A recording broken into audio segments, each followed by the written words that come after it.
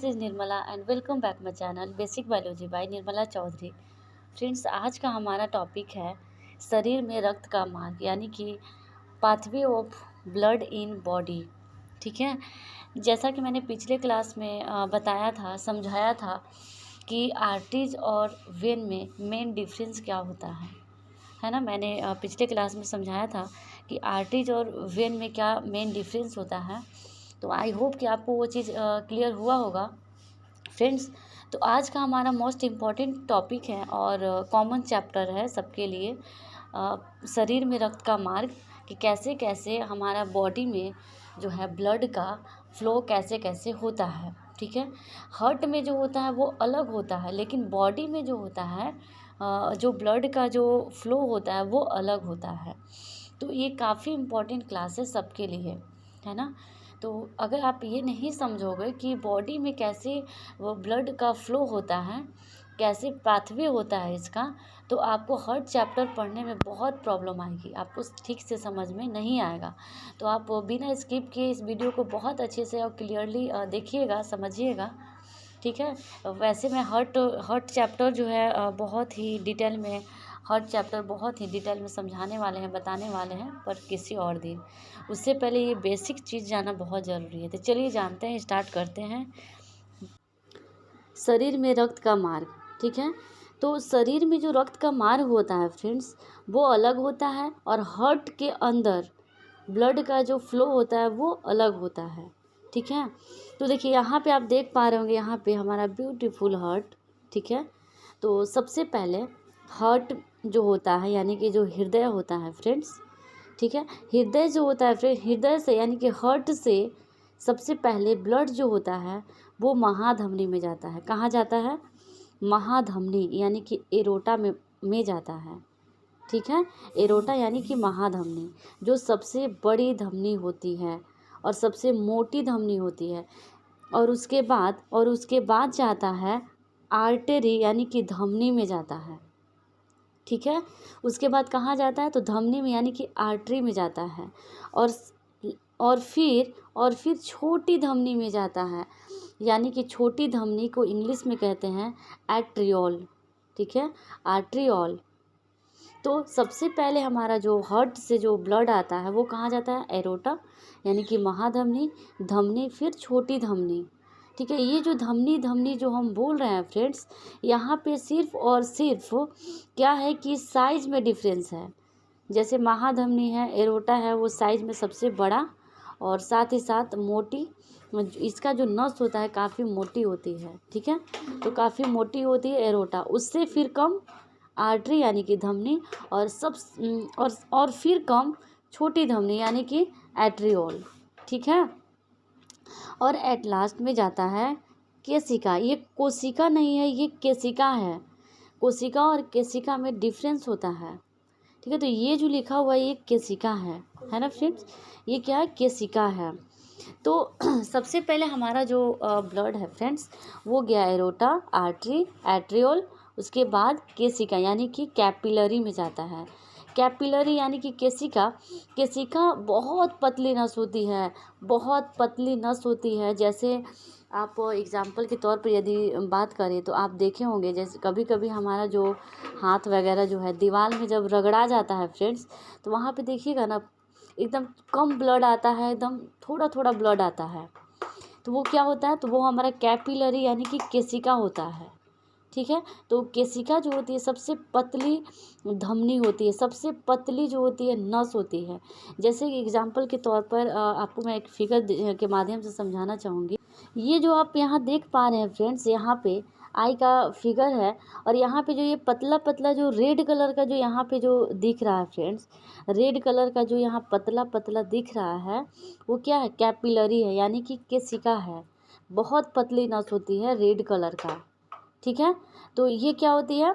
बहुत पतली नस होती है, तो आँख में विजिबल होता है, हम अच्छे से देख पाते हैं। आँख की जो नस होती है बहुत पतली होती है, बाल के जैसा पतली होती है नस। ठीक है, तो जिसे क्या बोलते हैं? केशिका हिंदी में, और इंग्लिश में क्या बोलते हैं? कैपिलरी कहते हैं। तो ये अब फिगर के माध्यम से आपको क्लियर हुआ होगा फ्रेंड्स कि कैपिलरी क्या होती है। तो कैपिलरी बहुत पतली नस होती है। ठीक है, यहाँ पे आप देख पा रहे होंगे। अब आगे बढ़ते हैं। अब केशिका तक आ गए फ्रेंड्स, केशिका में आया ब्लड, ठीक है। तो अब आप ही लोग बताइए, पिछले क्लास में मैंने बहुत क्लियरली समझाया था कि धमनी में जो होता है, धमनी में जो होता है कौन सा ब्लड पाया जाता है, प्योर ब्लड पाया जाता है या फिर इम्प्योर ब्लड पाया जाता है। तो धमनी में जो होता है O2 होता है। जब जिस ब्लड में O2 होगा उसे क्या बोलते हैं, प्योर ब्लड यानी कि शुद्ध रक्त बोलते हैं।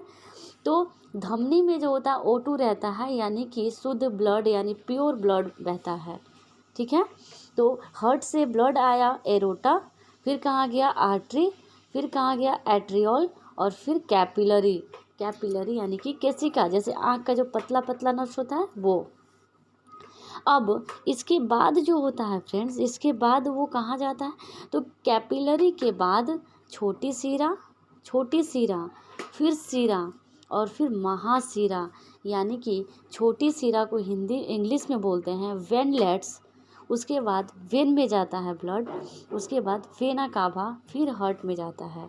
अब यहाँ पे जो है ये जो केशिका लिखा हुआ है फ्रेंड्स, चूँकि यहाँ से तो O2 लेकर आ रहा है, यहाँ से O2 लेकर आ रहा है, O2 है धमनी में, चूँकि O2 होता है तो O2 केशिका में आया, कैपिलरी में आया, और आने के बाद यहाँ जो होता है CO2 में कन्वर्ट हो जाता है, चेंज हो जाता है, ठीक है। और चूँकि सीरा में CO2 होता है फ्रेंड्स, यानी कि सीरा यानी कि जो वेन होता है उसमें CO2 होता है, यानी कि अशुद्ध रक्त होता है, इम्प्योर ब्लड होता है, ठीक है।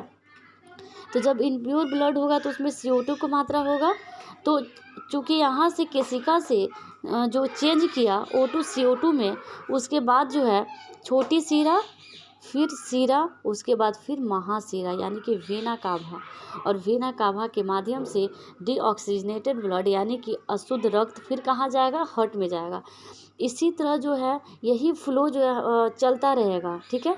यही फ्लो जो है वो चलता रहेगा। पहले क्या होगा, एरोटा में जाएगा, हार्ट से एरोटा में जाएगा, आर्टरी में जाएगा, एट्रियोल, फिर केशिका, फिर छोटी सीरा, फिर सीरा, उसके बाद महासीरा, यानी कि कैपिलरी, वेनलेट्स, वेन, फिर वेना कावा। ये सब में क्या है, ये जो वेन है, वेना कावा है, वेटलेट्स है, वेनलेट्स है, इसमें क्या है, इसमें अशुद्ध रक्त है, यानी कि इसमें CO2 है, इसके ब्लड में क्या है, CO2 है। तो ये बहुत बेसिक और बहुत इम्पोर्टेंट, जो बहुत अच्छे से समझना होगा। तो आई होप कि आपको ये समझ में आया होगा फ्रेंड। तो ये जो फ्लो हो रहा है, जो हमारा बॉडी में जो ब्लड का फ्लो हो रहा है, ये जो फ्लो हो रहा है, ठीक है, ये जो फ्लो हो रहा है ऐसे, तो यही फ्लो के कारण हमारा जो ब्लड का जो तापमान है, जो टेम्परेचर है, वो बना रहता है, मेंटेन रहता है। अगर हम किसी चीज़ उनको गति कराएंगे फ्रेंड्स, गति कराएंगे, ठीक है, तो वहाँ पे क्या हो जाता है, वो चीज़ वहाँ अगर किसी चीज़ को गति कराने पर वहाँ उष्मा उत्पन्न होता है। क्या उत्पन्न होता है फ्रेंड, उष्मा, यानी कि हीट उत्पन्न होता है। तो जब ब्लड ऐसे फ्लो करता है तब यहाँ पे हीट उत्पन्न होता है, हीट यानी कि उष्मा उत्पन्न होता है, जिसके कारण हमारा शरीर जो है, हमारा शरीर का टेम्परेचर बना रहता है, ठीक है, गर्म रहता है। जब कोई आदमी डेथ कर जाता है, उस कंडीशन में होता ये है कि उस कंडीशन में उसका जो बॉडी है, डेड बॉडी है, वो क्या हो जाता है, पूरा कोल्ड हो जाता है, यानी कि बहुत ज़्यादा ठंडा हो जाता है बॉडी। क्यों, क्योंकि उसका ब्लड सर्कुलेशन रुक गया है। और जब ब्लड सर्कुलेशन रुक जाएगा तो वो उष्मा नहीं करेगा, वो क्या होगा कि वो जब ब्लड सर्कुलेशन रुक जाएगा, जब ये सारे कुछ जब रुक जाएगा फ्रेंड्स, तब क्या होगा, हमारा शरीर ठंडा हो जाएगा और डेथ वो कारण में हो जाता है। तो जब किसी व्यक्ति का डेथ हो जाता है, उसका जो बॉडी होता है वो बहुत ठंडा हो जाता है, क्योंकि उसका ब्लड का जो सर्कुलेशन है वो रुक जाता है, ठीक है। तो ये जो फ्लो हो रहा है, ये जो फ्लो हो रहा है फ्रेंड्स, इसके कारण जो हमारा बॉडी जो होता है, क्या होता है, हीट हो रहता है, गर्म रहता है, ठीक है। तो आई होप कि आपको ये बहुत क्लियरली समझ में आया होगा फ्रेंड्स। तो इसको याद करना बहुत ईजली है, बहुत ईजी है, सो ईजी। देखिए, सबसे पहले हमारा जो ब्लड है हार्ट में है, ठीक है। हार्ट क्या करता है, हार्ट जो है फेफड़ा के माध्यम से यहाँ पे O2 ले लाया, शुद्ध ब्लड, ठीक है, लंग्स में गया, यहाँ से लंग्स में गया, और लंग्स से O2 ले करके और फिर किसको दिया, महाधमनी को दिया, महाधमनी को दिया, उसके बाद महाधमनी किसको दिया, धमनी को दिया, और धमनी जो है वो किसको दिया, छोटी धमनी को दिया, और छोटी धमनी जो है केशिका को दिया, और केशिका जो है किसको दिया, छोटी शिरा को, उसके बाद शिरा, उसके बाद महाशिरा। अब एक क्वेश्चन यहाँ पे ये बनता है कि कौन सा वैसा इन सारा में कौन सा वैसा जगह है जहाँ पे शुद्ध और अशुद्ध दोनों ब्लड मिलते हैं, यानी कि डीऑक्सीजनेटेड ब्लड और oxygenated blood, O2 plus CO2 जहाँ दोनों मिलते हैं, इन सब में से कहाँ पे मिलते हैं, तो वो केशिका में मिलते हैं फ्रेंड्स। क्योंकि इधर से O2 लेकर जा रहा है और यहाँ से CO2 लेकर वापस आ रहा है हार्ट में, ठीक है। तो यहाँ पे क्या होता है फ्रेंड्स, यहाँ पे जो होता है O2 और CO2 दोनों मौजूद होता है, ठीक है। जहाँ O2 और CO2 दोनों मिलते हैं उसको क्या बोलते हैं, केशिका, यानी कि कैपिलरी बोलते हैं, ठीक है। तो ये बहुत बेसिक है जो याद करना बहुत ज़रूरी है। तो O2 और CO2, O2 प्लस CO2 कहाँ पे मिलेंगे, तो केशिका में मिलते हैं। दोनों शुद्ध और अशुद्ध रक्त दोनों मिलते हैं कहाँ पे, तो केशिका में, यानी कि कैपिलरी में। तो ये था शरीर में रक्त का मार्ग, यानी कि बॉडी में रक्त का फ्लो कैसे कैसे करता है, ठीक है। तो अगले चैप्टर में हम हार्ट पढ़ेंगे, जो काफ़ी डिटेल में पढ़ेंगे, तो उस दिन ये बताना हमें नहीं पड़े, इसलिए मैंने आज आपको ये बता दिया बेसिक, और जो काफ़ी इम्पोर्टेंट था फ्रेंड्स।